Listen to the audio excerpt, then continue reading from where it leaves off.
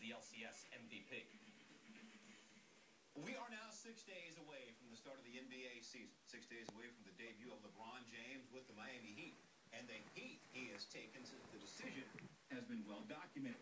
While there are those who are still upset that LeBron has left Cleveland, there are also those who support LeBron's decision to move to South Beach. But the way he did it disturbed many, including NBA Commissioner David Stern, who called the nationally televised show on ESPN, quote, ill-conceived. Today, in the first installment of our three-part series, Bob Lee examines how people view LeBron going into this season.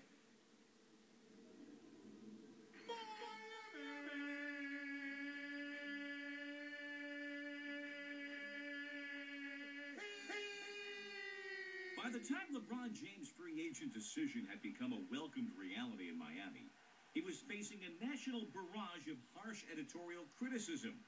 His departure from Cleveland marked him as a, quote, coward. Heading to Miami made him a carpetbagger. The spectacle labeled him an egotist and a self-absorbed child.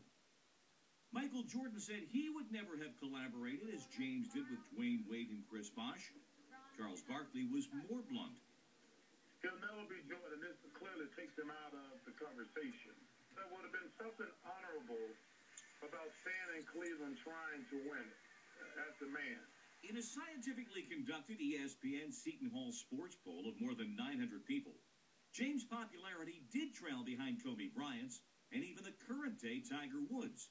But despite the emotional and public pushback in the media over his orchestrated free agent decision, James is viewed favorably by a roughly 2-to-1 margin. In fact, the sports fans polled, by that same 2-to-1 margin, endorsed his move to Miami, and an absolute majority of fans said James' decision to leave Cleveland had no impact on how they viewed him. This fall, I'm going to take my talents to South Beach and join the Miami Heat. But James' strategy announcing his free agent decision on a one-hour ESPN program drew harsh criticism. Nearly 85% of fans who viewed James unfavorably said their opinions were impacted by this show. Did you have a chance to talk to Dan Gilbert at all in the last few days and even since making the decision? No, I haven't. Even more fans with a negative opinion of James, 89%, say his not informing the Cavaliers or owner Dan Gilbert ahead of that program had an impact on their opinions. Age is a factor of the perception of James.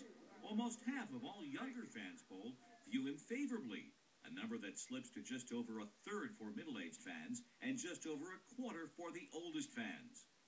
And then there is the issue of race and the criticism leveled at James. Do you think there's a role that race plays in this? I think so at times. It's always, a race factor. The way race really plays a role in the perception of LeBron, I think, is more seen in Black America, where there's this protectionism, this reaction by a large portion of the Black community who sees LeBron taking widespread criticism to say, hold on, wait a second, do we really need to dislike this guy this much? That's why you haven't seen a shift in negative opinion for LeBron within the Black community. Our polling supports that observation. 32% of white fans view James favorably, but among Black fans, his support is double that. And as to whether James' handling of the entire free agent process and move to Miami made fans view him less favorably, white fans hold that opinion by a 2-to-1 margin over Black fans. Bob Lee reporting. Tomorrow, part 2 of our special series will explore LeBron's image, his likability and marketability, plus his reputation and the legacy he is building. Oh, LeBron.